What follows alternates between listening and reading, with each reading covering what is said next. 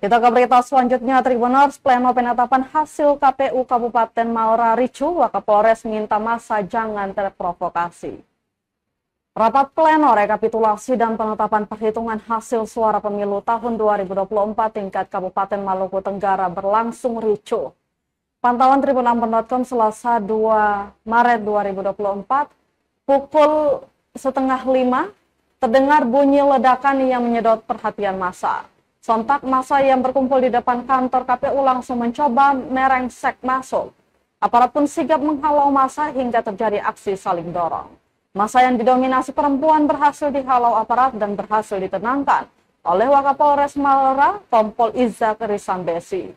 Di hadapan massa, Kompol Izak Risambesi pun mengimbau massa untuk menggelar aksi dengan tertib demi ketertiban dan kelancaran pleno yang tengah berlangsung.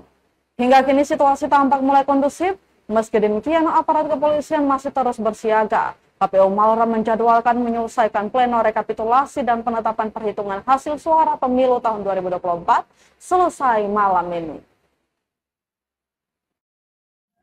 Dan TNI yang ada berdiri di depan ini adalah saudara-saudara semua.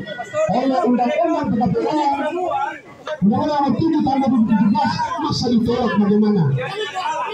Kita semua sepakat dari KPU Banjar. KPU Banjar.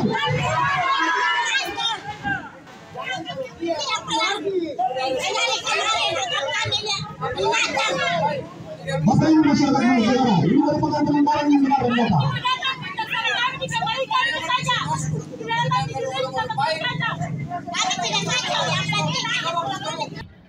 Jadi kami mohon, sudah menyampaikan aspirasi, kami mohon jaga situasi dan kamtipmas yang ada. Jangan ada yang terprovokasi, kemudian ada yang menggunakan senjata tajam. Sekali lagi kami download Tribun X sekarang, menghadirkan lokal menjadi Indonesia.